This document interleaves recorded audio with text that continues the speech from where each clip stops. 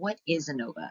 I want to keep this at kind of a sophomore level because this very quickly can get into a kind of situation, and we're not trying to go there. We're just trying to do, what is this thing? How do I do it? That's really all we care about right now. We're going to keep this very light and fluffy. We're going to use Excel instead of a TI-84 because most of the time when I see this, it's out in the wild with professional nerds as opposed to students who are just kind of learning this process. And I feel like doing it through Excel is the more useful skill because it takes so long to do on a test that typically you're not having to run it. You're having to just look at the output of it and interpret it.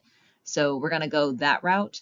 If you want to do it in TI-84, it's not hard. You just throw it into a list menu and then you hit the ANOVA button. But we're going to do it in Excel because I feel like that's a more useful skill. But anyway, we're going to talk about what ANOVA is. We're going to talk about what ANOVA is not, and we're going to give a couple of examples, and it's going to stay pretty easy. I'm going to say things like ho and ha instead of null hypothesis and alternative hypothesis, or I'm going to be using them interchangeably because this is light and fluffy. What does ANOVA do for you? Well, first of all, it's an acronym. ANOVA is an acronym for Analysis of Variance, and its job is to tell you, are these things the same or are these things not the same? So it's, these are the same picture, these are the same-ish, close enough data sets, or is one of these things very different than the other? And I do have the Sesame Street song in my head. What ANOVA doesn't do for you is find the needle in the haystack. If you have a whole bunch of things that you're comparing, it just says that one of these things is not like the others, and it doesn't tell you which one, that we have to employ some other things. Remember how when we first learned about hypothesis testing, and we had a z-naught, which is our critical value, and a z, which is our standardized test statistic, and we made a big deal about whether or not the z is outside the rejection region or if the z is inside the rejection region. And if it's over here, then we say we fail to reject the null hypothesis, and if it's inside of here, we say we reject the null hypothesis. This is pretty much the same idea. I'm not drawing the entire curve and all that. We're just drawing the single axis on the bottom, but it's the same idea. Instead of having a Z and a Z naught, you have an F and an F naught, or instead of having a T and a T naught, or whatever it is. Just we're still defining the rejection region by whatever my something naught is, in this case an F naught, F sub 0. And if I have an F value, is it inside or outside of the rejection region? If it's outside of the rejection region, then we say, well, my null hypothesis was that they were the same, so if it got close enough to that, then yeah, close enough, they're the same picture.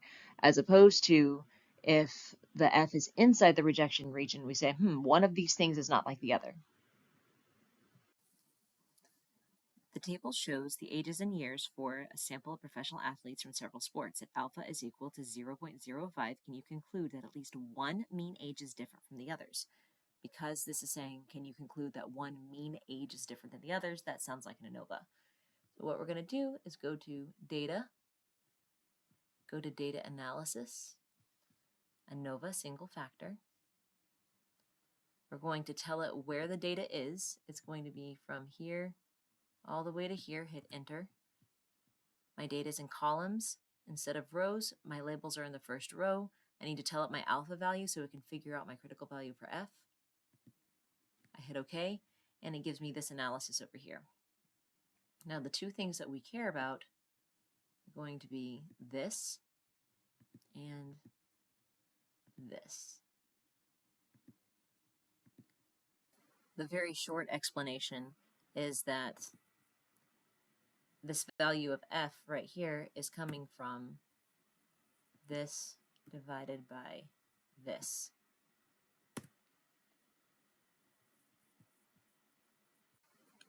And the critical value of F, where F naught is coming from either a calculator or from a table. It's a long process. But the degrees of freedom 1 would be how many categories you have minus 1. And so we have 4 categories, and so that makes the degrees of freedom 3. And we had the degrees of freedom 2 is how many total data values do you have, and then minus the number of categories, so that would be 52 minus 4, so that's 48. And this is your alpha. I'm going to calculate.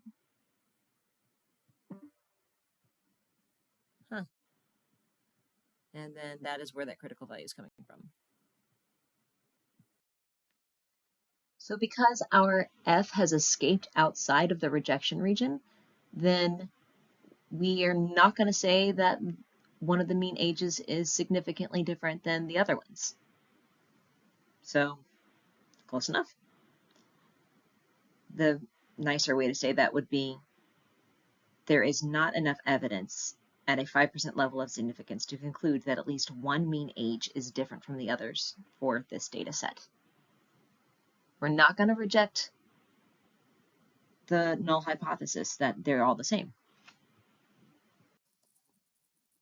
So these are government salaries. And the table shows the salaries in thousands of dollars for a sample of individuals from federal, state, and local levels of government.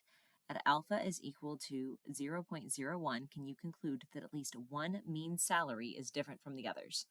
So it looks like maybe one of the data sets has a significantly higher salary than the other ones.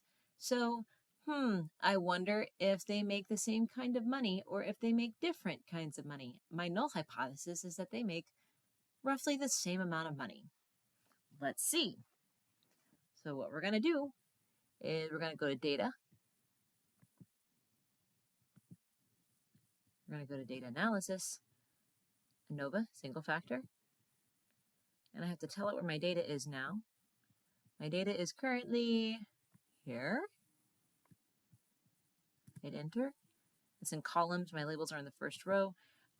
My alpha has changed this time to 0.01, so I have to tell it that that is what goes in there. Okay, I get this. The first thing I want to highlight is right here, and the second thing I want to highlight is right here.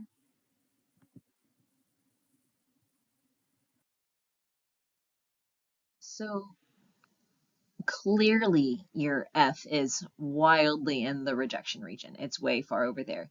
So I have my not to scale drawing saying that F is, this green dot right here, but I mean, actually it would be way farther over there.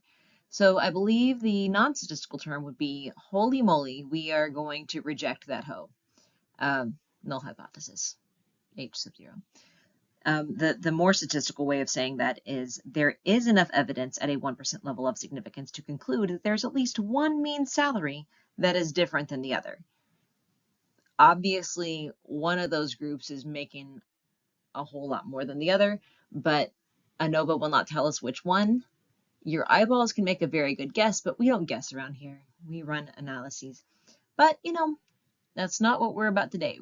Our job is to say, are federal and state and local employees making roughly the same amount of money, or are they not making roughly the same amount of money? Is one of these different? The answer is yes, one of these is different. And you can see that because when we assumed that they were the same, then we got something that was very, very, very, very, very far into the rejection region. Like we're going to reject that hoe real hard. Okay. So I wanted to show one more data set where they are different lengths. They don't have to be the same length, clearly. So in a recent study, a health insurance company investigated the number of days patients spent at a hospital. In part of the study, the company selected a sample of patients from 4 regions of the United States and recorded the number of days each patient spent at the hospital. The table shows the results of the study. At alpha is equal to 0.01, can the company reject the claim that the mean number of days patients spent in the hospital is the same for all 4 regions? So we're going to go to data and data analysis.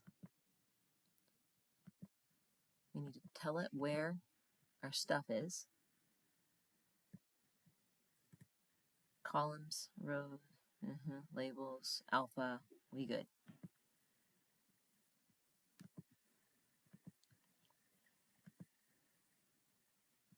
Here's F.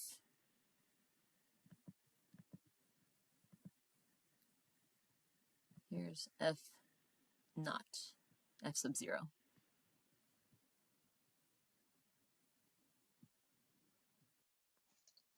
So if F is smaller than F critical value, then we can't reject the idea that they're the same. And F is smaller than the critical value, so we can't reject the idea that they're the same.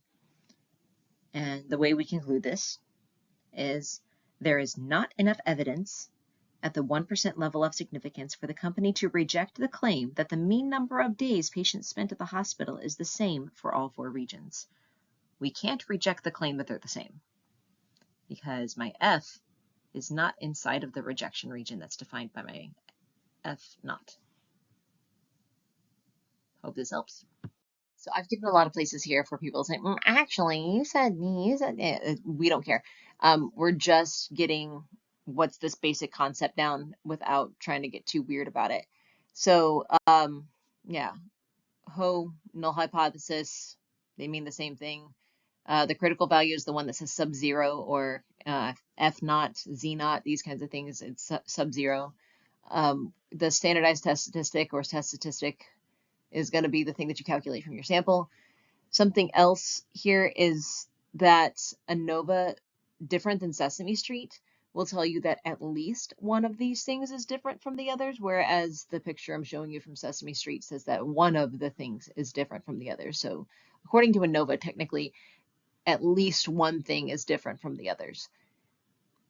And it also kind of requires that you understand the whole hypothesis testing situation first, because otherwise the whole F versus F naught thing doesn't really make a whole lot of sense. So if you need to go back and review a couple chapters before and talk about hypothesis testing, then that might be kind of handy too.